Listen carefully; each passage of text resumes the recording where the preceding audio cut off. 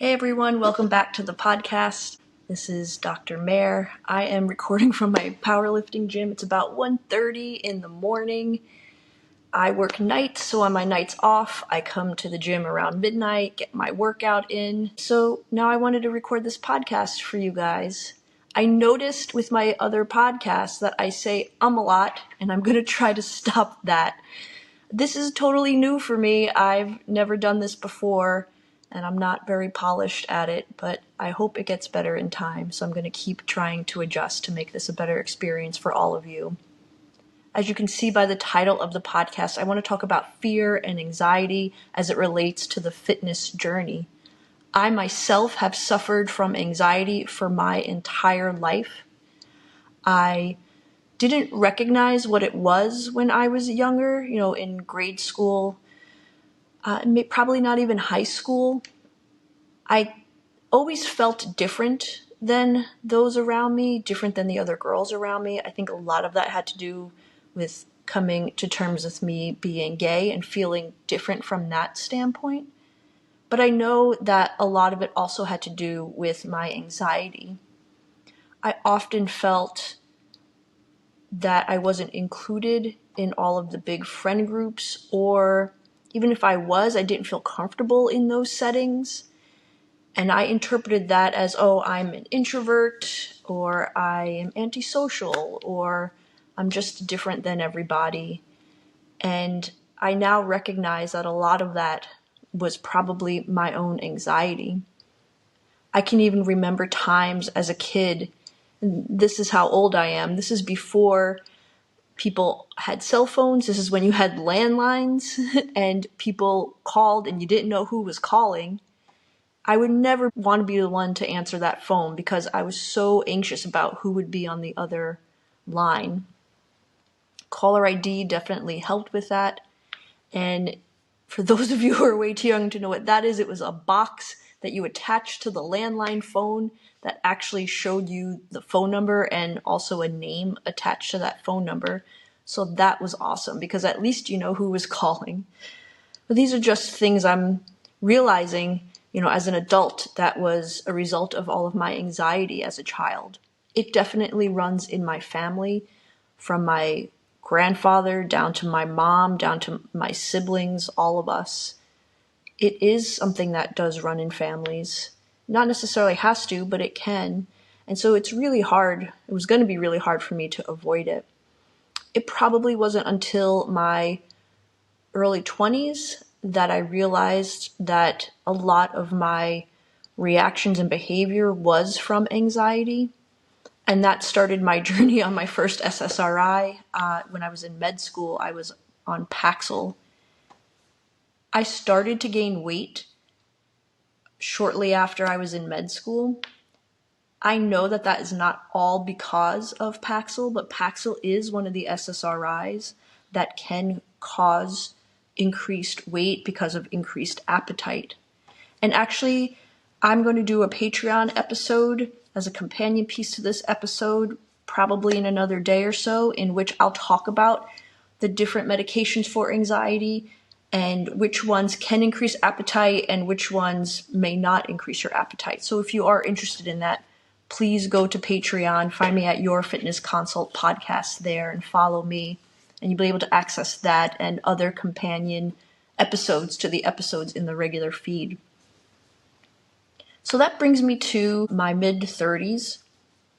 That's when I started to recognize that there actually were some things that I could do to help deal with my anxiety. I started getting those sensations in social scenarios, the increased heart rate, the sweating, that unsettling feeling in your stomach. I was able to label it. I was able to say, that is my anxiety talking to me. I feel those physical things, but I don't have to mentally react to them. When you have anxiety, you can be very reactionary to things. And it took a lot of practice, but I was able to do a pretty decent job of doing that. Maybe about 80% of the time, which is way better than no percent of the time. So that was really a big breakthrough for me in dealing with my anxiety. When I was done with med school and residency, I wanted to see how I did off of the SSRI.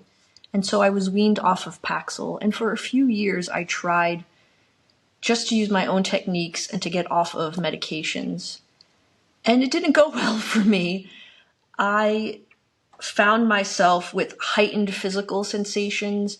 I found myself with heightened emotional responses to things. And even as a doctor, I had a really hard time accepting the fact that anxiety was a mental health disorder that I suffered from, a medical disorder that I suffered from, and that the treatment for me would be medications. My wife actually was really helpful in convincing me of that. She made the compelling argument of if I was a diabetic and I needed insulin, wouldn't I take the insulin? And the answer is yes. And so even as a physician, I struggled with that, the acceptance of I do have a mental health disorder and that this is something that I need treatment for. I know our society puts a huge stigma on mental health issues. And often anxiety is seen as one of those things where you should just deal with it. You're not resilient. Don't be a baby. It's often dismissed by people and not taken seriously. But it is a chemical imbalance in our brains, and medications can help with that. So I saw my physician and I was put on another SSRI, Lexapro, and I've been on that ever since. And Lexapro has changed my life. It has helped me become part of my life again. It has helped me get a sense of calm inside enough to enable me to use my other techniques that I developed over the years to live my life without having the fear and emotional instability hold me back. And I talk about all of this because I think a lot of you out there also experience anxiety. Even if you don't have an anxiety disorder, all of us experience anxiety and fear at times. Let's talk about some of the symptoms of anxiety. I know I felt most of these. People with anxiety tend to ruminate on things, to perseverate, their brain can't get off of something. So if I have a thought in my mind that I am worried about this upcoming event that I have, I can't think of anything else but that upcoming event and all the things that can happen to me in a negative way at that event, all of the scary things. So we tend to ruminate, we tend to overthink, we tend to focus on only the negative things that could possibly happen. We tend to be hyper vigilant, meaning that we're hypersensitive to what's going on in our surroundings. And again, kind of focus on all of the pitfalls, all the possible negative things. People with anxiety, we also tend to have low self-esteem and therefore need reassurance from those around us that we're okay, that we're doing the right things, that we're loved, that we're appreciated. People with anxiety, we often have a fear of failure, and we set very high expectations for ourselves.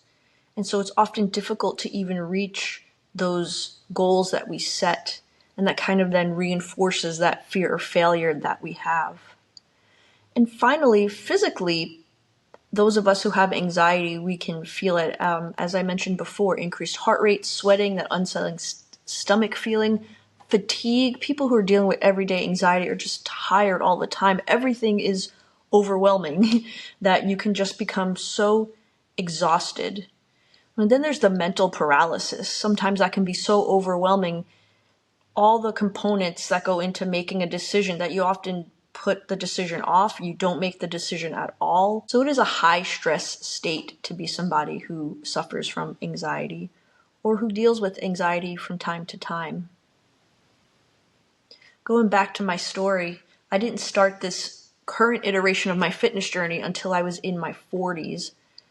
Prior to what I'm doing now and what we've talked about to recommend for you guys to do, which is to count your macros and make sure you hit calorie and protein goals, strength train, all of those things that lead to a successful weight loss journey. I tried so many different diets. I tried intermittent fasting and keto and Weight Watchers. And I think those of us who have been overweight, my weight was up and down, but mostly up for most of my adult life.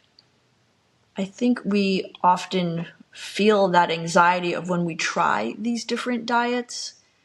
We feel people are judging us, because if you start telling people, well, I'm trying keto, then if you decide to have a cookie at a gathering at work, you fear that all the eyes are on you and that people are watching you and that they're judging you. When you start to lose that weight, there can often be fear of, if I start to gain a little bit of that weight back, everyone around me is going to judge me and they're going to say, I knew it. I knew she couldn't do it. All of these thoughts are in your mind when you're on a weight loss journey. Not only that, to commit to a weight loss journey involves so many changes. People with anxiety, we are scared of change.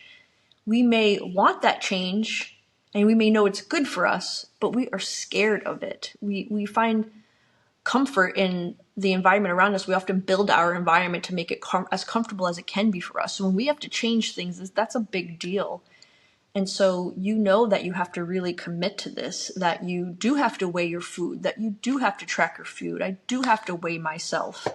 I have to get my workouts in. I have to get my steps in. I have to learn to make better choices in general and make healthier choices for myself that are going to be longer lasting. That can be very overwhelming to anyone, never mind people who have anxiety. And then once you are moving forward in that weight loss journey, you can definitely find yourself getting anxious now around the skills that you developed. For example, when I started out and I was weighing everything, I became so diligent about weighing everything that I was weighing, say, celery. And if I weighed celery and I wanted to track 75 grams of celery, but that scale said 77 grams of celery, I would cut a little piece of celery off so that I can get to 75 grams. 2 grams, 10 grams, 20 grams of celery isn't going to make a difference.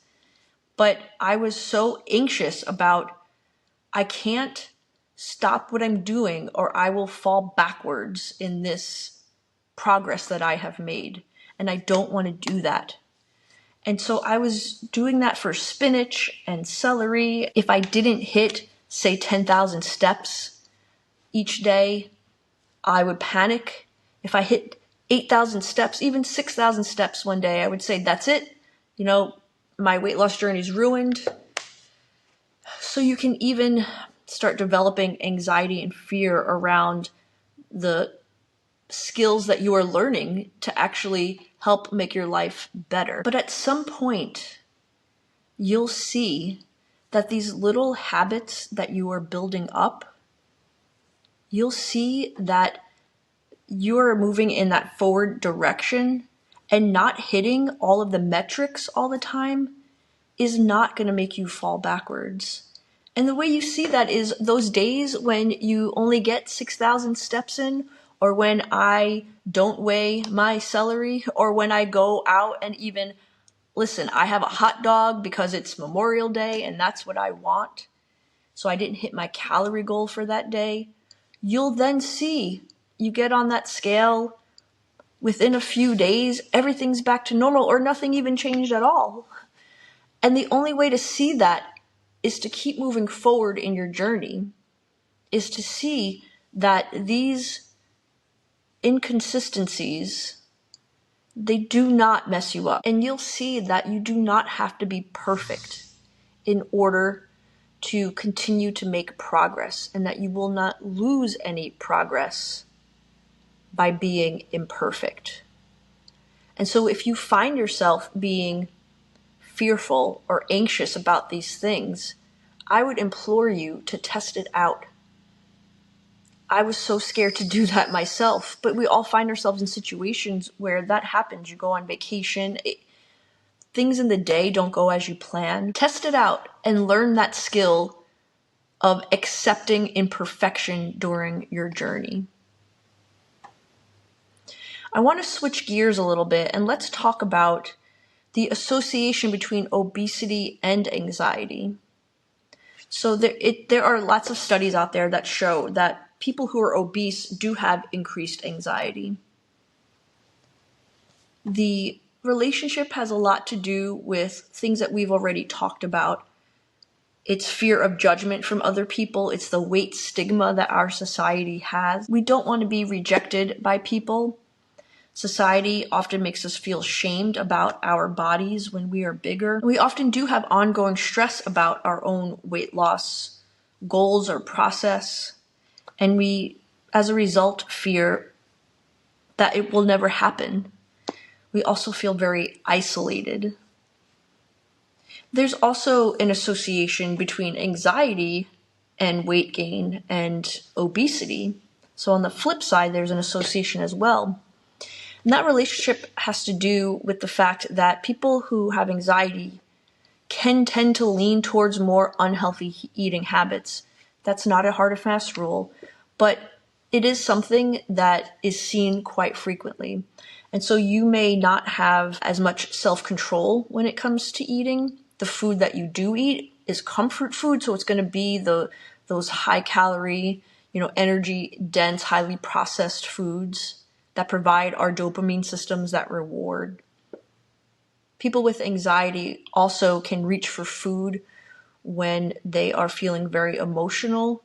They can reach for food when they're feeling very overwhelmed with their thoughts. Anxiety also disrupts our sleep, and we learned about in prior episodes that disruption in sleep can increase cortisol, which can cause weight gain as well. So what did the studies show happens now when you do start to exercise, have more movement in your life, and when you do start to eat healthier and lose fat? What happens with anxiety in that setting? They do show that in general, exercise and decreased fat on the body will decrease cortisol.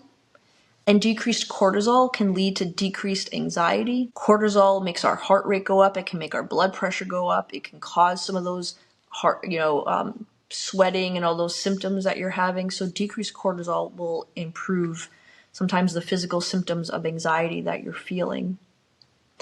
Exercise also will increase the reward pathways in the brain. So dopamine will be increased, serotonin will be increased, your endorphins will be increased. This all leads to a better mood. Exercise and movement in general can help take the brain off of its worry loop that it's on. It gives you something else to focus on. It breaks that cycle of perseverating on things.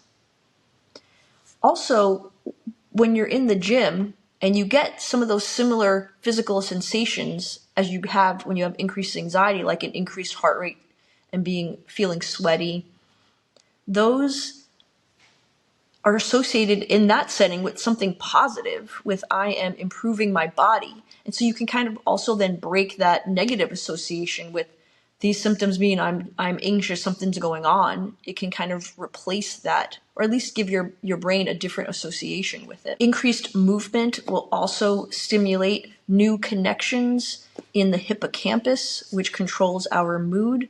So that can help improve anxiety. Increased movement in your life generally helps sleep quality as well as you falling asleep faster. So if you're having improved sleep, then that via cortisol will also improve your anxiety. And in general, when you are losing fat and your clothes are feeling looser on you and you're getting more movement and you feel good about yourself, you're gaining confidence. And that confidence will definitely help decrease your anxiety. I know from my standpoint, I definitely gained a lot of confidence, and my anxiety has improved significantly since I started this iteration of my weight loss journey. Because it's not only in the gym where I can prove to myself month after month that I can increase the weight or the reps that I'm doing and gain strength, and in that way I can build up confidence in my physicality. Or when you are even getting steps in and you are going from 5,000 steps a day to 8,000 steps a day, getting more of that movement, getting outside more, feeling good about yourself in those ways, but also with proving to yourself and proving to myself that I can do this, that I can actually build healthy habits, that I am able to stick to something, to commit to something. That boosted my confidence like crazy, that I have the discipline to do this. Because when you are fat, you often feel, in society it makes you feel this way too, that you have no discipline, that there's something innately wrong with you, that you let yourself get this way, that you're out of control. And so when you start seeing progress and realizing that that progress is because of healthy habits that you are building, man, does that feel great. And that just makes you want to continue and to do it more.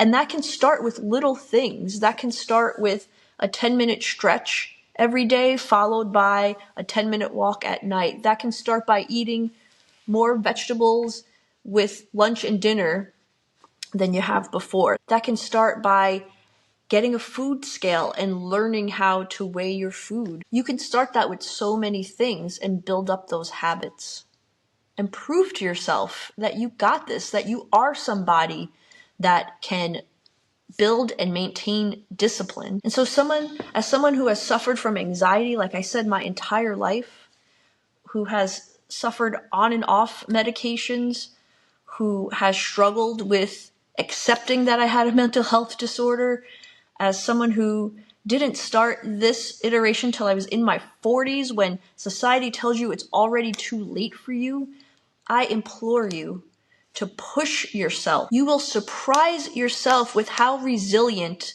that you can be, how resilient you are. This isn't just about fat loss or your clothes feeling better or increased weightlifting at the gym. This is about finding peace, about finding your inner peace, calming those voices, calming that negative self-talk.